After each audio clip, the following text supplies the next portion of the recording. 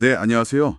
노동법 시험 준비하시는 분들, 오늘 주목하셔야 할 판례 깊이 파헤쳐보는 시간입니다. 네, 안녕하세요. 오늘 주자는 사용자의 명령휴직, 그리고 그 대기 발령의 정당성 문제인데요.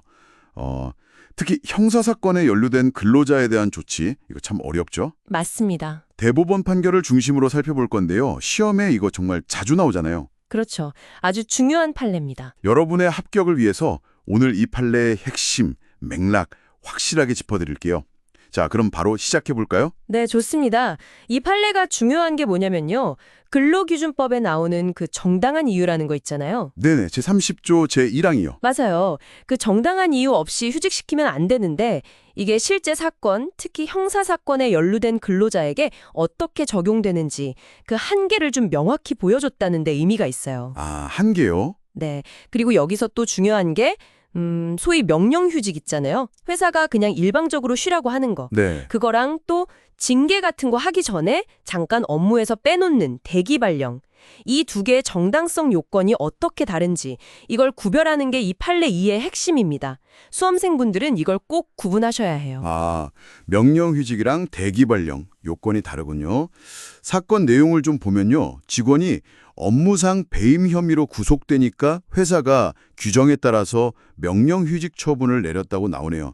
이때까지는 괜찮았던 건가요? 네, 일단 구속이 됐으니까요. 물리적으로 출근 자체가 불가능했잖아요. 그렇죠. 그래서 법원도 석방 전따지의 명령휴직은 근로 제공이 불가능한 명백한 사유가 있다. 이렇게 봐서 정당하다고 판단했어요.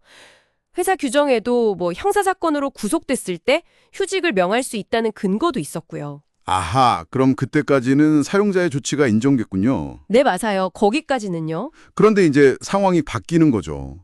이 직원이 석방돼서 불구속 상태로 재판을 받게 됐고 복직 신청을 했는데 회사가 이걸 안 받아주고 계속 휴직 상태로 둔 거죠. 심지어 무급으로요. 바로 그 지점입니다. 회사 규정에는 기소되었을 때도 휴직 사유가 있었다면서요. 근데 왜 법원은 석방 후의 휴직 연장은 다르게 판단했을까요? 그냥 기소됐다는 사실만으로는 부족했던 걸까요? 네, 바로 그게 핵심입니다. 법원은 일단 근로자가 석방돼서 출근이 가능해졌잖아요. 네. 그럼 이제 구속 상태와는 다르다고 본 거죠. 불구속 기소 상태와는 만으로 근로 제공을 하는 것이 매우 부적당한 경우라고 딱 잘라 말하기는 어렵다는 거예요. 아, 단순히 기소됐다는 사실만으로는 안 되는군요. 네, 특히 이게 무급 휴직이었잖아요. 급여 없이 장기간 휴직시키는 건 근로자한테 주는 불이익이 거의 해고 수준으로 크다고 본 거죠. 하긴 그렇겠네요. 그러니까 그 정당성 요건을 훨씬 더 엄격하게 따져야 한다. 이렇게 판단한 겁니다. 헌법상 무죄 추정 원칙도 당연히 고려했고요. 아, 무죄 추정 원칙도요? 네.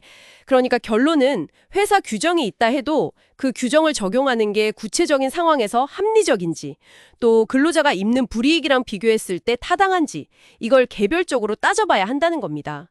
시험에서도 이 부분을 놓치면 안 되겠죠. 무급 휴직, 정당성은 매우 엄격하게 본다. 이 점 꼭 기억하세요. 그렇군요. 규정만 믿고 그냥 기계적으로 적용하면 안 된다는 거네요. 굉장히 중요한 포인트 같습니다. 그런데 이 사건 여기서 안 끝나죠. 네, 또 있죠. 결국 이 직원이 무죄 판결을 받고 복직을 했는데 회사가 이번에는 또 징계 절차를 진행한다면서 대기 발령을 내렸어요. 이번에는 근데 급여의 80%를 지급했고요. 이건 또 어떻게 봐야 할까요? 휴직이랑은 좀 다른 조치인데 이건 정당성이 인정됐나요? 네, 이게 또 흥미로운 부분인데요. 법원은 이 대기 발령은 정당한 인사권 행사로 봤습니다. 이번에는요? 네, 명령휴직 때랑은 판단 기준이 달랐던 거죠. 왜냐하면 무죄 판결이 났다고 해도 그 업무 관련 비외 행위 자체에 대한 징계 가능성은 별개로 남아있을 수 있잖아요. 아, 형사 책임이랑 징계 책임은 다르니까요. 그렇죠. 그래서 그 조사를 위해서 잠깐 보직 없이 개기시키는 건 업무상 필요성이 인정될 수 있다고 본 겁니다.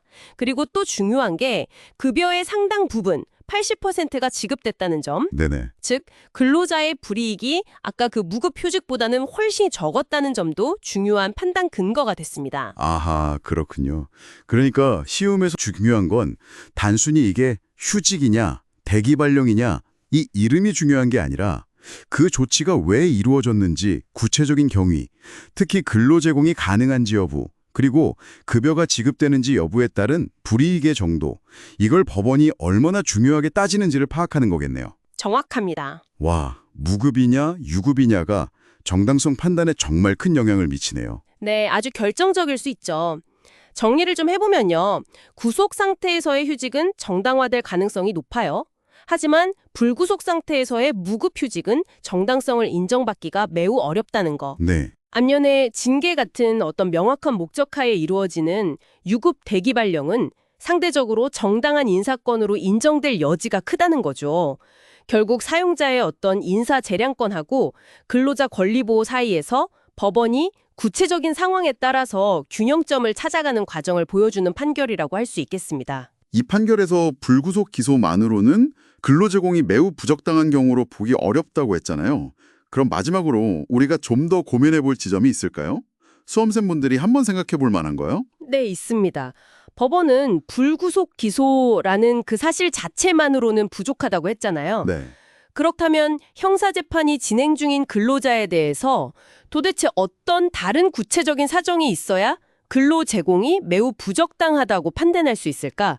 이걸 한번 생각해 보시면 좋겠어요. 아, 기소 외에 다른 어떤 요건들이 있을까 하는 거군요. 네. 예를 들면 그 근로자의 담당 업무 성격이라든지 아니면 회사 내 다른 직원과의 관계, 또 기업 이미지에 미치는 영향 같은 거요. 이런 기소 사실 외에 어떤 요소들이 추가적으로 고려될 수 있을지, 그 기준은 또 뭐가 되어야 할지 이걸 좀 깊이 고민해 보시면 실제 더 복잡한 사례를 만났을 때 문제를 푸는 실마리가 될 수 있을 겁니다. 네, 좋은 질문이네요. 오늘 판례 분석 정말 유익했습니다. 시험 분배하시는 분들께 큰 도움이 되었을 것 같습니다. 감사합니다. 네, 감사합니다.